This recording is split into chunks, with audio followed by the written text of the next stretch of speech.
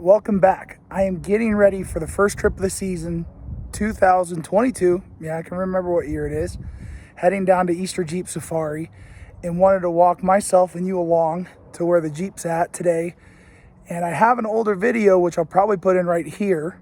All right, I'm gonna give this thing one last walk around. Finished up my trip in Sand Hollow. Starting to clear out the garage. My axle should be coming within the next week or so. Got my new wheels, should be here end of this week. So new wheels and tires, 38s by 5 and 5. It's going to be 8 by 6.5 on 39s instead of Patagonia's KM3s. I got some shock extenders for right here to extend those down a little bit because those are built for 3-inch lift, not what I have, which is 5 to 6 inches. So that front whole axle is going to be different track bar, different everything. So the things that'll be changing are axles, which you won't be able to see too much unless you're looking under.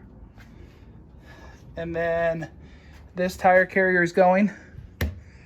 So I have the TerraFlex tire carrier on here, and I'm replacing it with the GenRight 1 rear axle. That'll be changing out, front and rears. I got a brake booster coming on.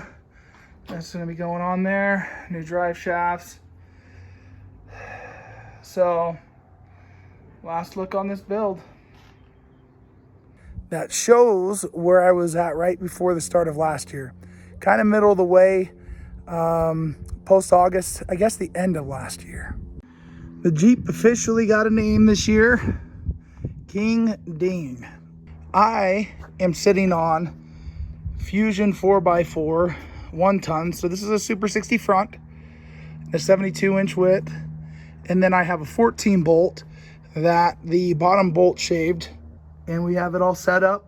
We're on 5-inch lift in the rear, 6-inch in the front from all the extra weight. I just switched it. This will be its first run. I switched it to a long arm 3-link.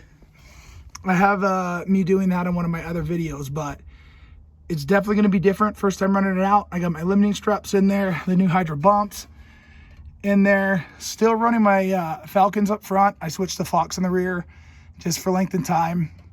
I'm going to go ahead and put my end links on for the toe, but I always take that sway bar off even though I have an auto disconnect. It really limits my flex. I got to put the fender flares back in. Light bar now. Last year I got stuck out in Sand Hollow with a friend of mine who needed to be towed out, and light was of the essence. So got that added in this year. Have the rock hard 4x4 bolting cage in here. They're kind of a pain to put in, but they're awesome. Switched over my electronics to a new S-Pod type with more options on there. And then what else can I say where I'm sitting at? I still have the rock sliders. These ones were awesome. I switched away from the ones that were more tucked up. And these ones give me a step for the foot, and it also keeps it away from the body a lot better. The KM3s, they're good gripping tires. If I take them down to 12, it'd be like going down to 9 to 10 on a Nitto.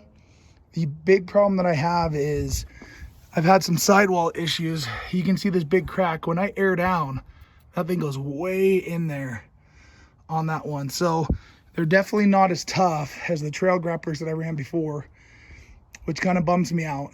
Switched over to the GenRight rear tire carrier. I love this thing. It is way nice. I thought it was going to be inconvenient because of having to open it up outside of the door, but taking all that weight off the tailgate is awesome. I'm only running doors because one of my friends, old Nico, wants to run King Creek, and I always end up with water like this high. And my half doors that I have are not watertight. So I'll have to remedy that at some point so I can just run those. But I don't want water in there, and unfortunately, it's supposed to rain down at EJS. It's the Artec long arm 3-link that I went up front. I went with Barnes.